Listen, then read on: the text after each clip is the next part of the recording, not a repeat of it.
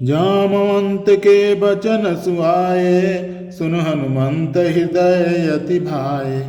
तब लगे मोहि परिखेउ तुम भाई, सह दुख कंद मूल फल खाई। जब लगियाऊं सीत ही देखी, होई काज मोहि हरस बिसेखी। यह कही नाई सबन कहु माथा, चलेउ हरस ही अधरि रघुनाथा। जामवंत के सुंदर वचन सुनकर हनुमान जी के हृदय को बहुत ही भाए। वे बोले, हे भाई, तुम लोग दुख सहकर कंदमूल खाकर तब तक मेरी राह देखना, जब तक मैं सीता जी को देखकर लौट ना आऊँ। काम अवश्य होगा, क्योंकि मुझे बहुत ही हर्ष हो रहा है।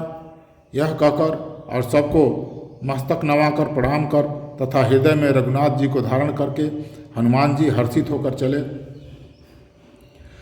सिंधु तीर एक भूधर सुंदर, कौतुक कूद चढ़े ताऊ पर।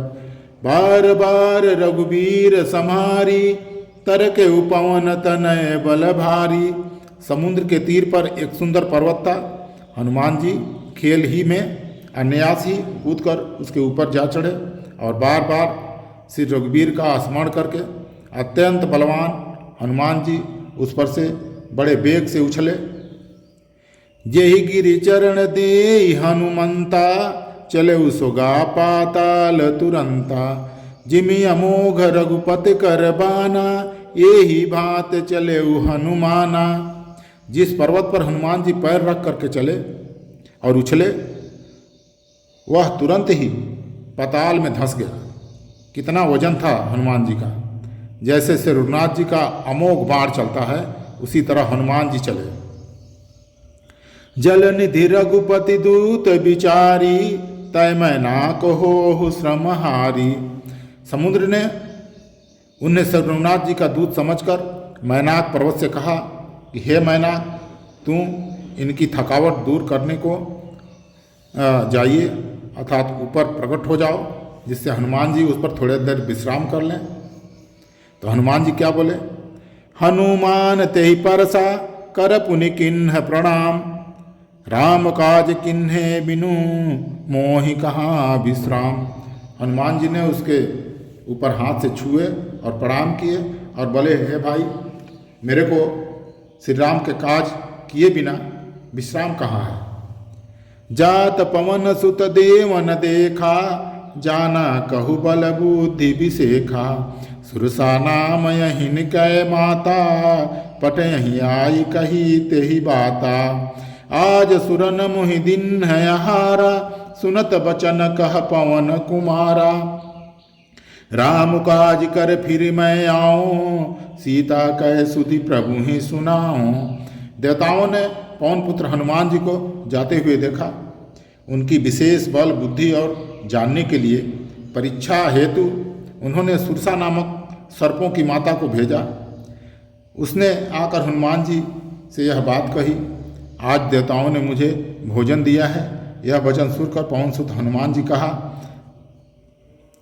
श्री राम जी का कार्य करके जब मैं लौट करके आऊं तो हे माता, हमें खा जाना। तब तो बदन पैटी हो आई, सत्य कहूँ मुँह जान दे माई।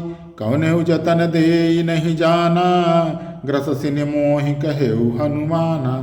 तब मैं आकर तुम्हारे मुंह में घुस जाऊंगा, अर्थात तुम हमें खा जाना। हे माता, मैं सत्य कहता हूँ, अभी मुझे जाने दे।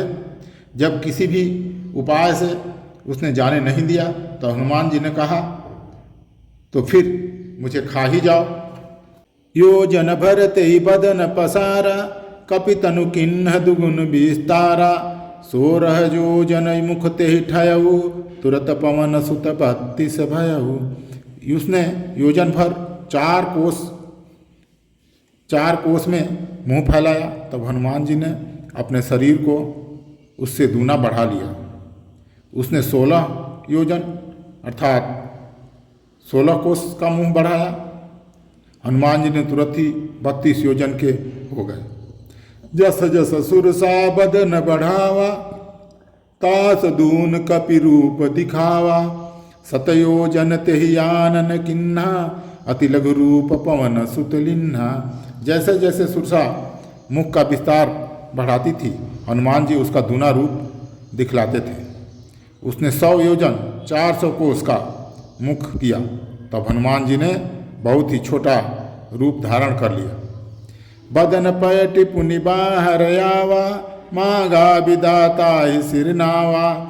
मोहि सुरन जहि लाग पठावा, बुद्धि बल मरम तोर मैं पावा।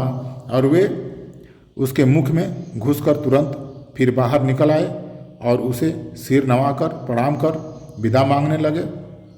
मैंने तुम्हारे बुद्धि बल का भेद पा लिया, जिसके लिए देवताओं ने मुझे भेजा था। सो तुम जानहु अंतरयामी, पुरवहु मोर मनोरथ स्वामी। आज का प्रसंग इतना ही काफ़ी हो गया है। जय श्री राम। इस चौपाइयों को ध्यान से सुना करिए।